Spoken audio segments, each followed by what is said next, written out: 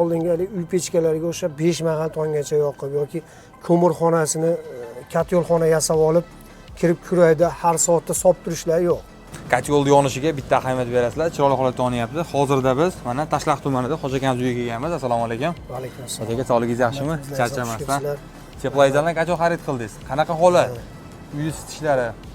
Xo'p, uy isitishlari alhamdulillah o'sha kuzdan beri asrda yoqamiz. Ertalab 10 dan keyin ko'rsak ko'rib qo'yamiz, bo'lmasa u soat 8-9 ga borganda qaraymiz. Yoki bo'lmasa kun yaxshi bo'lsa, endi havo ham unchalik besovuq bo'lgani yo'q.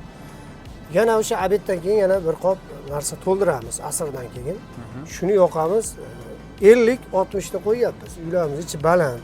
5 ga 4 xonadon, kvadrat 200 kvadratcha joyda istyapti hozir. Joyda istyapti aka. Qanaqa ko'mir yoqyapsiz? Yoqayotgan ko'mirimiz Angren ko'mir. Angren ko'mir. Hozir biz buni o'rnatib berayotgan ustalar sizlardan olganimizda aytganlaringizki, hoka yo'qorasiz deganlaringiz.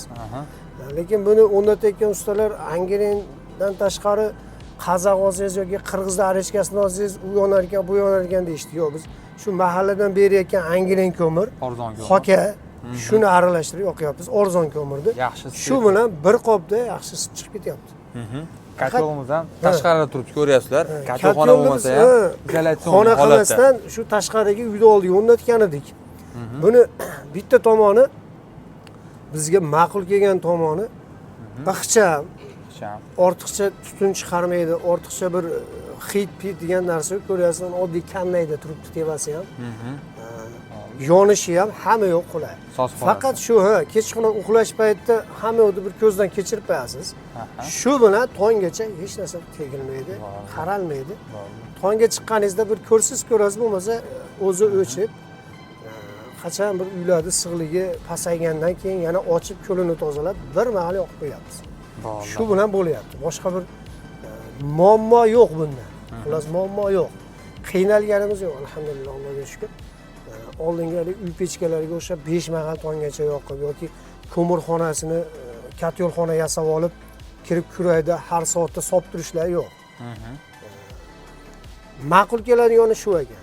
Tavsiyam bunkirlikdan ham ko'ra bilmadim, shuni yoqdim men boshida, shuni tavsiya qilaman. Umuman, hali samimiy. Ortiqcha bir batariya paxta qo'yish, boshqa degan gaplar yo'q. Bo'ldi, joningiz sog' bo'lsin. Biz o'zimizni sharoitdagi holatda aytilyapti.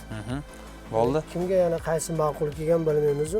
Bizga ma'quli shu bo'ldi, boshqa eshiklarimizga ham shuni olganmiz. Yana boshqa eshiklardan ham O'sha kunda 2 ta xarid qilgan edik. U ham maza qilib ishlatyapti.